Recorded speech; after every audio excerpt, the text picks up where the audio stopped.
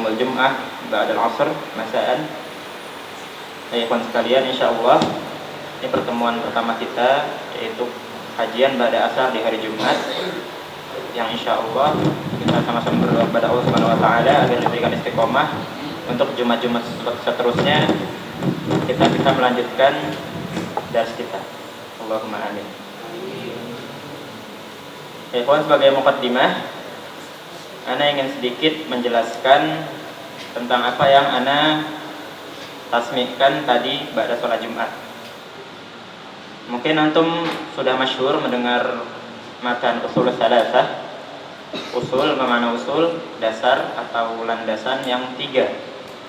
Jadi ini adalah mutun untuk pemula, matan yang sangat mudah dipelajari dan dipelajari untuk pemula biasanya. Pemula dalam mempelajari ilmu tauhid atau ilmu akidah. Jadi bagi yang sudah tahu untuk murajaah, yang belum tahu untuk menambah wawasan. Jadi matan usul salasah ini ditulis oleh Al-Imam Muhammad bin Abdul Wahhab, yang mana beliau mutakhasis fi ilmi aqidah atau fi ilmi tauhid. Dia orang yang mengkhususkan diri dalam membahas pembahasan tauhid atau akidah.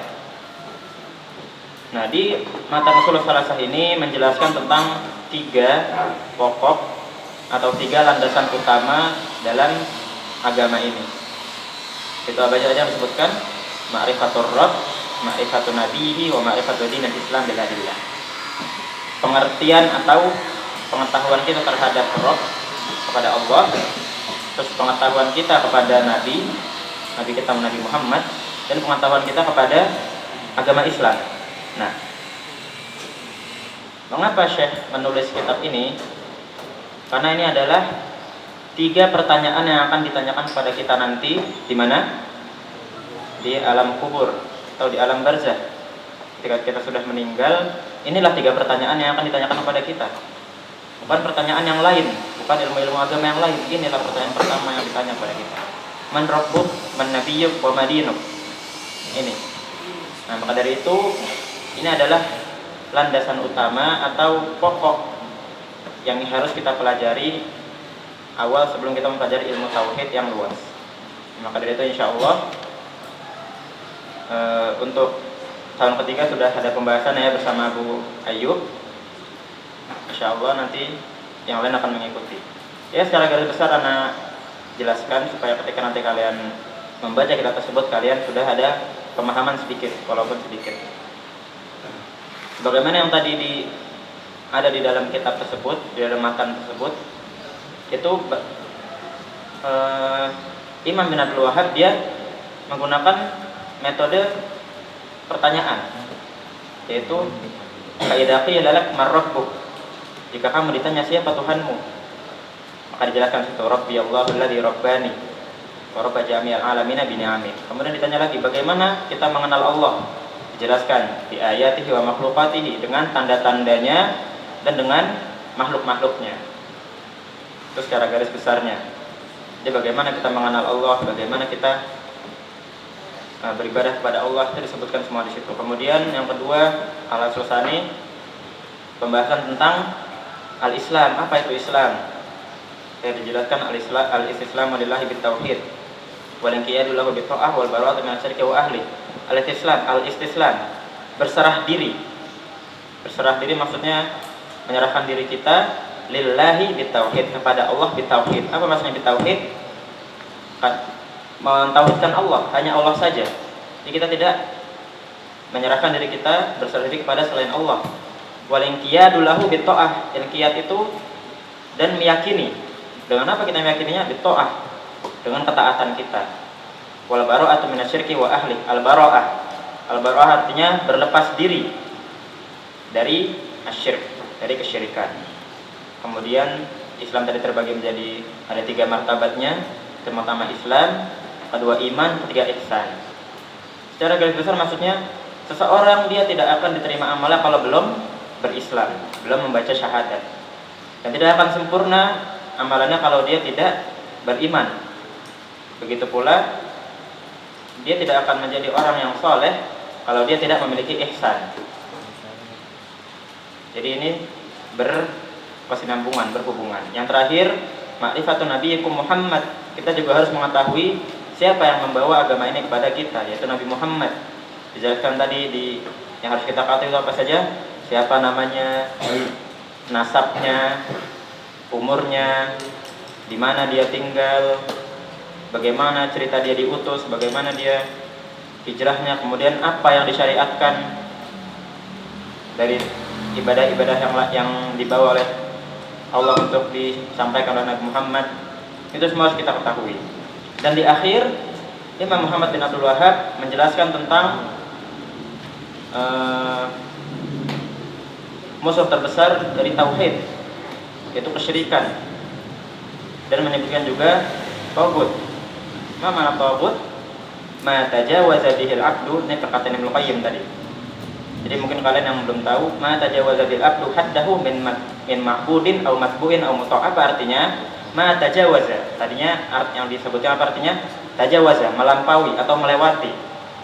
Bihil abdu. Jadi seorang hamba yang melampaui. Melampaui apa? Melewati apa? Haddahu, batas. Jadi kita sebagai hamba, sebagai manusia memiliki batas.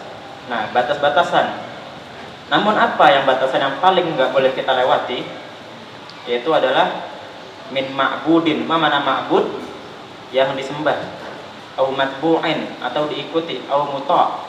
Maksudnya apa di sini? Yaitu seperti Fir'aun. Tarifuna Fir'aun? Apa dia dosa terbesarnya? Mengaku Tuhan. Nah, ini contoh taghut. Jadi dia melampaui batas. Dia batasannya hanya sebagai manusia, sebagai insan, tapi dia melampaui batas tersebut dan mengaku sebagai Tuhan. Nah, maka dari itu tadi disebutkan at-tawaghit katsirah wa ru'usum khamsah. Taghut itu banyak, tapi kepalanya ada 5. Pertama iblis, laknatullah, ini gembong dari tempatnya. Wa man umida fahuwa radin. Nah, apa artinya? Siapa yang dia disembah dan dia ridho. Paham ya? Jadi ketika ini sebagaimana terjadi pada zaman orang-orang soleh, ada orang-orang soleh yang mereka karena kesolehannya, akhirnya penerusnya itu dibisiki oleh setan untuk menyembahnya, membuatkan patung dan menyembahnya. Nah, perbedaannya, orang-orang soleh ini, apakah mereka ridho disembah? Kalau mereka tidak ridho, berarti mereka bukan taghut. Sama seperti Nabi Isa. Nabi Isa disembah tidak oleh orang-orang Nasoro, disembah. Tapi apakah Nabi Isa ridho dia disembah? Tidak, Nabi Isa menolak. Nah, ini bukan taghut. Nah, taghut itu apa? Dia seperti Fir'aun. Dia disembah dan dia ridho. Malah membolehkan menyembah saya gitu misalnya. Itu taghut. Terus manda'an nasa ila ibadati nafsihi. Nah, ini mirip, yaitu siapa yang mengajak orang untuk menyembah dirinya. Nah, ini taghut. Terus yang keempat, manda'a syai'an min ilmil ghaib. Manidda'a syai'an min ilmil ghaib. Siapa yang mengaku-ngaku tahu sesuatu yang gaib. Seperti apa? Kuhan atau para dukun. Nah, yang terakhir, wa man hakama bi ghairi ma anzalallah. Orang yang membuat hukum selain dengan hukum Allah. Jadi ini secara garis besar yang akan kalian pahami di ushul salasah. Ya, ini mukaddimahnya. Insyaallah kita akan masuk ke pembahasan. Dan karena kita baru pertemuan yang pertama, insyaallah Anda hanya ingin membahas sesuatu yang ringan. Insyaallah nggak usah lama-lama. Pembahasan kita setiap hari Jumat ini insyaallah kita berkaitan dengan kita sama-sama membaca Al-Quran. Insyaallah apa yang saya pahami dari apa yang saya baca, apa yang dapat kita tadabburi sama-sama, yang kita saling sampaikan di sini, kita sharing di sini. Jadi agar kita membaca Al-Quran, kita menghafal Al-Quran bukan hanya membaca dan menghafal saja. Sering Anda sampaikan, jangan sampai kita di sini sebagai seorang santri yang menghafal Al-Quran, membaca Al-Quran, akan tetapi tidak paham apa yang kita baca dan apa yang kita hafal. Kita juga harus paham. Karena tadi derajat ilmu ada berapa? Yang di awal ushul salat disebutkan al-ilmu wal amalu bihi wad da'watu ilaihi was-sabru 'alal adafi. Ilmu kita sudah mendapatkannya insyaallah, yaitu dengan hafalan, dengan apa yang kita baca. Nah, tapi apakah kita sudah sempurna mendapatkan ilmu itu? Yani kita sudah benar-benar mengetahui. Nah, Dan kalaupun kita sudah mengetahui apa yang kita baca, apa yang kita hafal, kita sudah memahami, kita wajib apa? Mengamalkannya. Wal amalu bihi. Nah, ini yang kedua yang harus kita lakukan. Jadi bukan hanya sekedar dihafal dan dipahami saja, kita juga harus mengamalkannya. Kemudian apa tahapan selanjutnya? Yaitu wadda'watu ilaihi. Kita harus mengajarkannya. Mengajarkannya itu wajib. Apa yang telah kita ketahui, kita sudah dapatkan dari ilmu, itu wajib untuk kita dakwahkan. Nah, antum jangan membayangkan dakwah itu harus ke masjid-masjid, harus dengan khutbah dan sebagainya. Antum memberitahu teman antum misalnya di kamar ada teman antum yang melakukan kekeliruan, terus antum tahu hadisnya, larangannya, tahu ilmunya, antum kasih tahu, itu sudah termasuk dakwah. Sudah antum menyampaikan ilmu, itu sudah masuk. Jadi sebenarnya menyampaikan ilmu itu mudah, dapat kita lakukan kapan saja. Misalnya kita melihat orang salah, kita nasihati, itu sudah menyampaikan ilmu. Ya. Kemudian yang terakhir, wassabaru 'alal adafi. Nah, ini yang paling terakhir, yaitu bersabar dalam melaksanakan ketiga hal tadi. Karena pasti semuanya ada cobaan. Ketika kita sudah bisa menyelesaikan 4 misi ini atau 4 hal ini, itu insya Allah ilmu kita akan bermanfaat. Ikhwan, sekarang tafadhalu iftahu surah Asy-Syura ayat terakhir, ayat 52 dan 53. Wajadtum?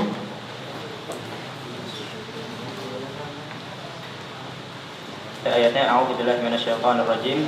Wa kadzalika auhayna ilaika ruhan min amrina ma kunta tadri mal kitab walal iman walakin ja'alnahu nuran nahdi bihi man nasha'u min ibadina wa innaka latahdi ila siratim mustaqim.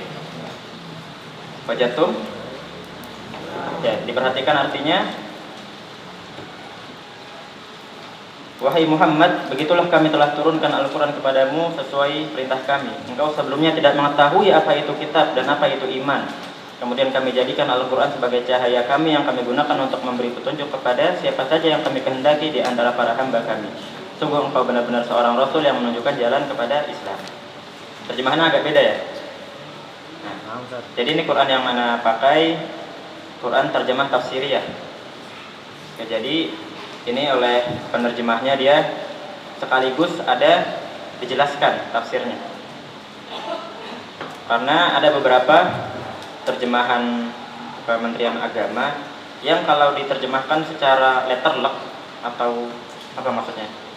Secara plek gitu, itu ada kadang bikin salah paham.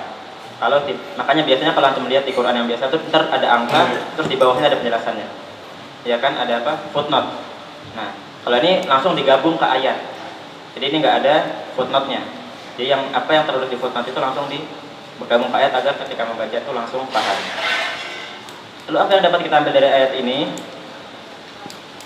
Ayat ini menyampaikan wahyu yang turun pada Nabi Muhammad. Dan disebutkan di sini wahyu itu sebagai apa? Ruh dan an-nur. Kita baca dari awal.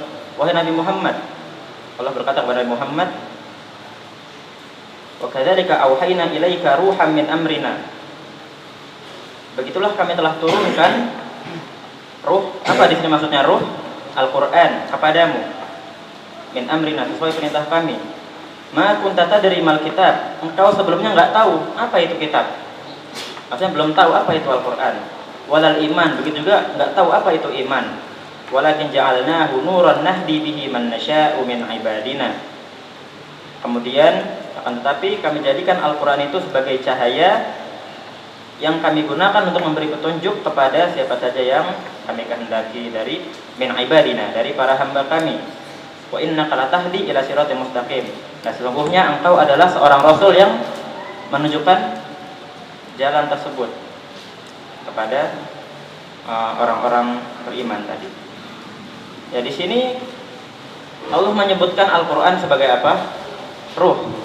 Allah tidak menyebutkan wa kadzalika auhayna ilaika Qur'anan min amrina, tidak. Tapi Allah menggunakan kata apa? Ruh. Nah, sekarang ikhwan, ketika kita mendapati yang seperti ini, yakni ada sesuatu yang dikiaskan, aslinya kan Al-Qur'an yang diwahyukan oleh Allah. Tapi kenapa Allah menyebutkan ruh? Nah, di sini ada sesuatu pasti. Ada sesuatu yang harus kita dalami. Ada sesuatu yang harus kita cari. Apa maksudnya? Kenapa Allah pakai kata ruh?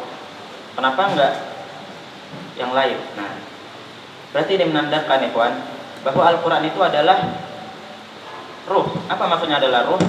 Bukan maksudnya memiliki ruh ya. Maksudnya Al-Qur'an ini bisa menjadi ruh bagi diri kita, menjadi ruh bagi jiwa kita. Makanya Allah Subhanahu wa taala menurunkan Al-Qur'an kepada Muhammad sebagai ruh agar diajarkan kepada umat Islam. Nah, yang namanya ruh itu pasti selalu dibutuhkan. Betul? Selalu dibutuhkan oleh setiap orang, kapanpun dan dimanapun.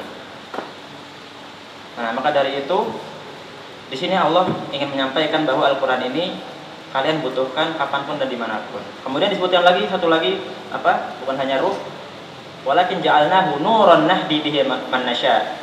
Nah, setelah dia menjadi ruh, menjadi sesuatu yang selalu kita butuhkan setiap hari, Al-Qur'an juga menjadi nur, cahaya yang kita butuhkan ketika kita kesulitan, maksudnya.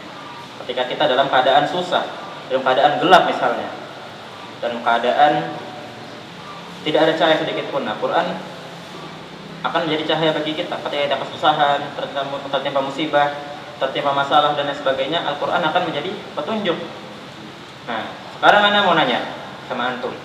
Misalnya di RKS Al-Basarah ini tiba-tiba pada malam hari habis sholat isya misalnya tiba-tiba lampu mati, mati semua, nggak ada cahaya. Satu Jakarta misalnya lampu mati, gelap sekali,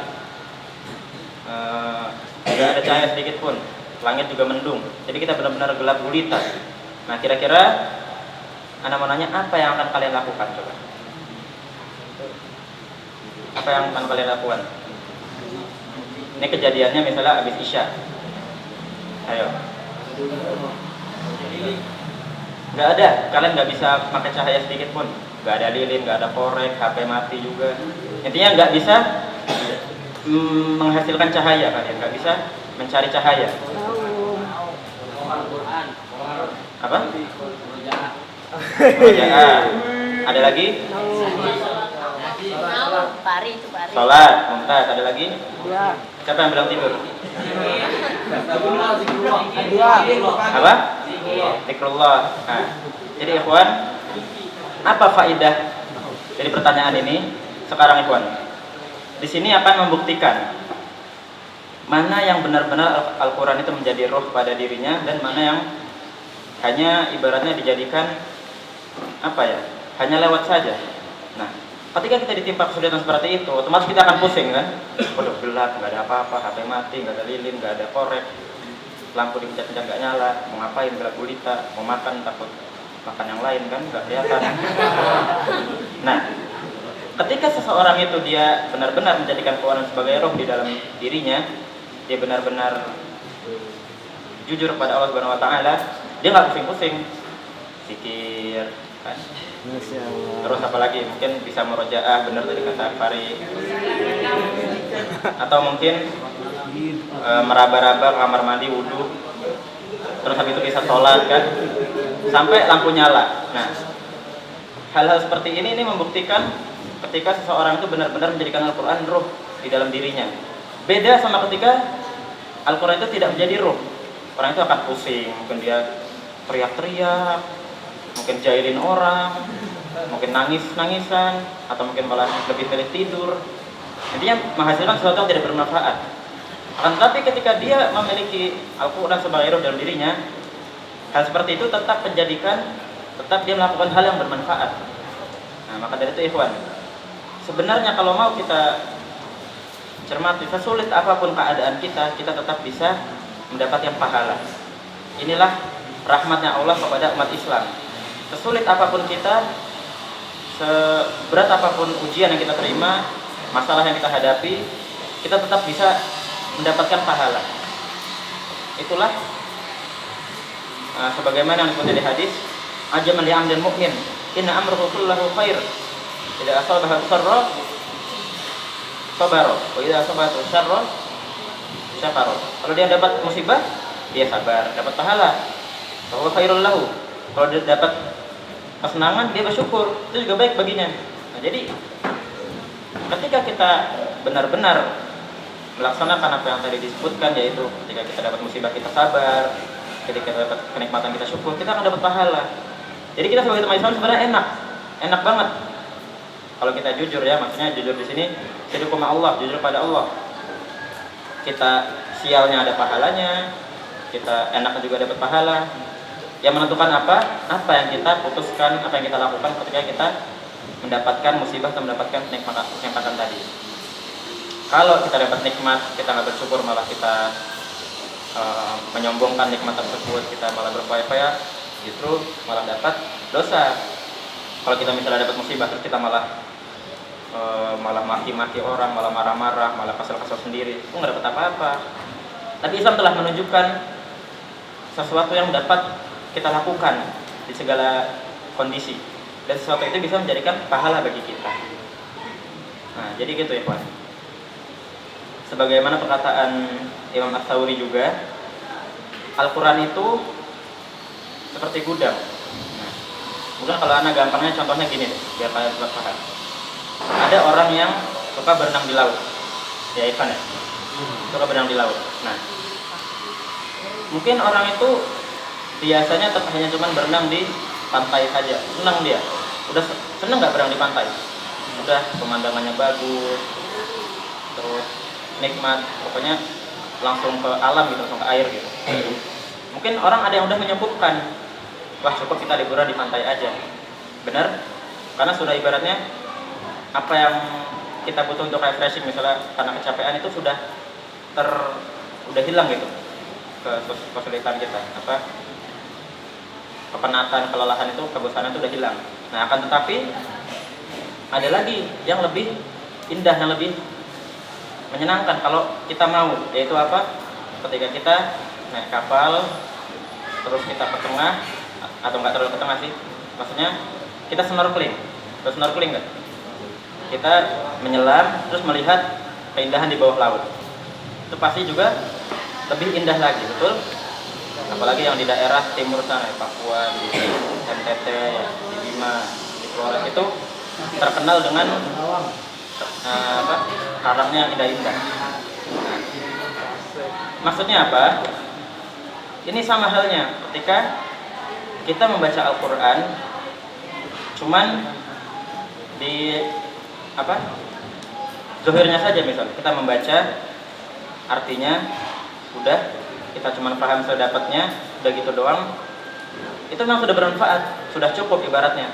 Akan tetapi ada yang lebih baik lagi dari itu. Ketika kita mau mendalami lagi, menyelami lagi, seperti apa? Seperti mencari makna ayat-ayat yang seperti ini tadi.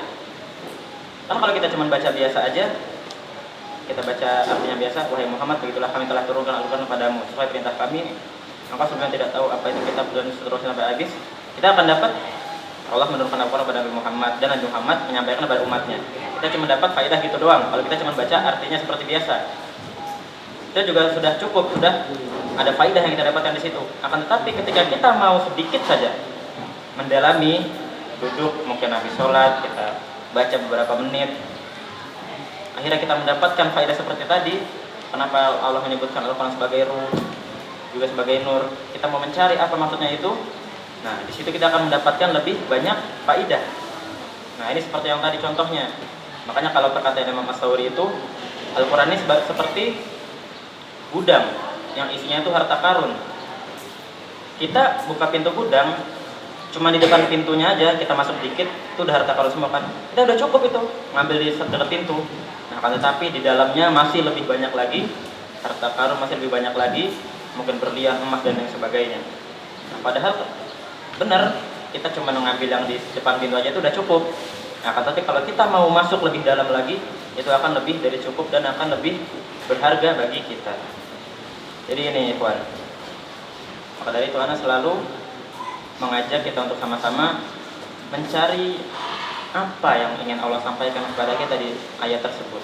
Nah, dan biasanya ayat-ayat seperti ini yang memiliki faidah banyak itu ayat-ayat yang membicarakan tentang permisalan.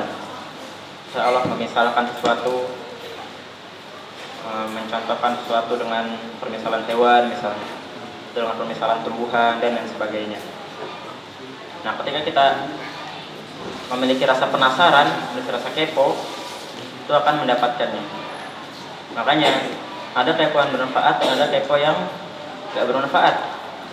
Salah satu kepo yang bermanfaat itu kepo dengan Al-Quran. Tadi kita baca. Kalau sekilas juga kita tahu. Wa kadzalika awhayna ilaika ruhan min amrina. Dan kami telah mewahyukan padamu ruh dari perintah kami. Memang Allah mewahyukan ruh ya. Nah, kita timbulkan pertanyaan seperti itu, baru kita akan mencari. Jadi kalau kita, oh iya, gitu aja ya, udah kita dapat faedah segitu. Tapi kalau kita mau menimbulkan pertanyaan, bukannya Allah mewahyukan Al-Quran, tapi kenapa Allah menyebutnya ruh? Pertanyaan-pertanyaan ini yang akan membuat kita mencari lebih jauh. Ya, mafhum ikhwan? Ya, jadi sampai sini pembukaan untuk pertemuan kita. Insya Allah pertemuan yang selanjutnya, yang minggu-minggu kedepannya, kita juga akan membahas ayat-ayat Allah. Insya Allah Ana juga akan berusaha mencari, kita sama-sama sharing di sini, sama-sama kita sampaikan di sini. Ya, Ana juga mau kalian juga membiasakan sedikit-sedikit membaca tadabburnya, mentadabburi ayat-ayat Allah, bukan hanya menghafal dan membacanya, itu juga harus paham. Karena insya Allah semakin banyak kita melakukan hal ini akan semakin bertambah huruf Quran di dalam diri kita. Ilahuna barakallahu fiikum, indakum soal. Baijat. Wa syukran jazakumullahu khairan ala husni istimaikum wa ihtimamikum. Akhirul kalam, barakallahu fiikum. Wassalamualaikum warahmatullahi wabarakatuh.